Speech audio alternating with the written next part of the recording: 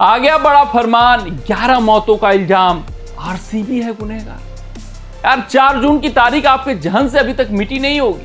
बात करें 3 जून आईपीएल 2025 का फाइनल खेला जाता है। आरसीबी टीम आईपीएल के इतिहास में पहली बार चैंपियन बनती है। विराट रोते बिलखते हुए मैदान पर नजर आते हैं और आईपीएल ट्रॉफी उठाते हैं।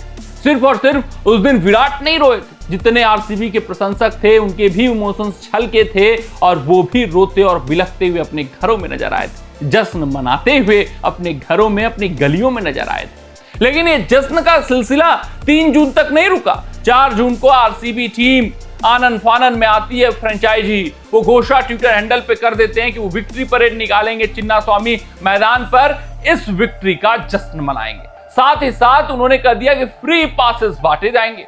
जब फ्री पासेस देखा गया ट्विटर हैंडल पर आरसीबी टीम द्वारा बांटे जाएंगे तो आरसीबी के जुनूनी प्रशंसक, आरसीबी के लॉयल प्रशंसक, आरसीबी के बेताब प्रशंसक भाई चिन्नास्वामी मैदान के बाहर उमड़ पड़े।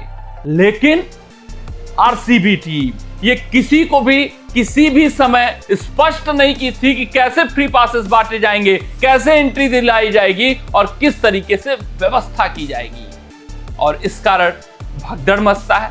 जो असमंजस की स्थिति पुलिस कर्मियों में रहती है कि कहां पासेस मिल रहे हैं, किस तरीके से बांटे जा रहे हैं, कैसे एंट्री मिलेगी, उस असमंजस के कारण भगदड़ बहुत ज्यादा मच जाती है, जिस कारण से 11 जानें चली जाती है। फिर उसके बाद यह दिन काला दिवस के रूप में मनने लगता है। आईपीएल ट्रॉफी तो आरसीबी जीती हुई रहती है, जश्न अंदर मन रहा रहता है, लेकिन उसको बीच में रोक दिया जाता है जब ये बात अंदर खिलाड़ियों को पता चलती है कि 11 मौतें हो चुकी हैं स्टेडियम के बाहर भगदड़ के कारण। सवाल ये उठने लगे कि आखिरकार इस भगदड़ का गुनहगार कौन है, इस अव्यवस्था का गुनहगार कौन है? क्या वहां पर पुलिसकर्मी कम थे? क्या पुलिसकर्मी सजग नहीं थे? क्या पुलिसकर्मी भाई साहब भीड़ को कंट्रोल नहीं कर सकते थे? आखिर क्या कुछ व्यवस्था थी पुलिसकर्मियों की? वहां के डीएम क्या कर रहे थे? उनकी क्या जिम्मेदारी बनती है? और उसके बाद आरसीबी टीम पर भी उंगलियां उठी कि आखिर किस तरीके से फ्री पासेस बांटे गए, क्यों बांटे गए, इतनी आनंद फानन में ये जश्न मनाने की क्या जरूरत थी? लेकिन गुनहगार कौन है ये किसी को नहीं पता चल रहा था। दोषी किसको ठहराया जाए? ये जो 11 जाने गई हैं, ये दिन जो काला दिवस के रूप में बदल गया है क्रिकेट के इतिहास में, आखिरकार किसके कारण हुआ है? क्या वो पुलिसकर्मियों के कारण हुआ है? क्या डीएम की गैर जिम्मेदारी के कारण हुआ है? आरसीबी टीम के आनंद फानन जश्न मनाने के कारण हुआ है? आखिरकार गुनहगार कौन है? तो इसका फैसला आ चुका है। अगर मैं बात करूं इस फैसले की तो ऐतिहासिक फैसला आया है। केंद्रीय प्रशासनिक न्यायाधिकरण कैट का आदेश आ गया है। इसमें 2 न्यायाधीश बैठे हुए थे और उन्होंने अपना फैसला सुना दिया, फरमान सुना दिया है। अगर उस फरमान की बात करूं तो उन्होंने कहा है कि भाई साहब 3 गुनहगार हैं, RCB team, KSCA Karnataka cricket association और डीएनए जो आरसीबी की इवेंट मैनेजमेंट टीम थी, इन तीनों को गुनहगार ठहराया गया है। इस रिपोर्ट में यह बताया गया है कि भाई साहब कोई पुलिस के पास जादू की छड़ी नहीं है कि वो एकाएक इतनी भारी भरकम 3 लाख से ज्यादा जो भीड़ जुटी थी उसको कंट्रोल कर ले।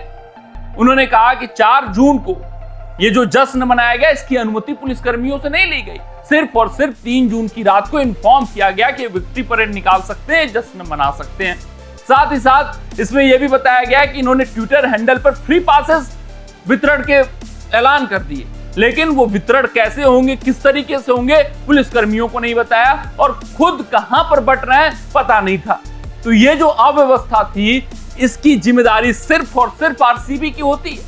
अगर वो फ्री पासेस बांट रहे हैं तो उनको समझना चाहिए कि इन्फॉर्म करना है पुलिसकर्मियों की कहां बट रहे हैं, किस तरीके से बट रहे हैं। साफ तौर पे उस जो फैसला है उसमें लिखा गया है, उसमें यह लिखा गया है कि भाई जब 3 लाख की भीड़ एकाएक आप एकत्रित कर देंगे और अनुमति आप नहीं लेंगे पुलिसकर्मियों से कि हम इतनी भीड़ जुटाने वाले हैं, वो कितना फोर्स लाएं ये उनको नहीं पता, कितने सुरक्षा कर्मी वहां होने चाहिए वो इनको नहीं पता, तो क्या उनके पास जादू की छड़ी है कि एकाएक सारा कंट्रोल कर लेंगे? साफ तौर पे ये बातें लिखी गई हैं उस आदेश में। ये अपने आप में बड़ा और ऐतिहासिक आदेश।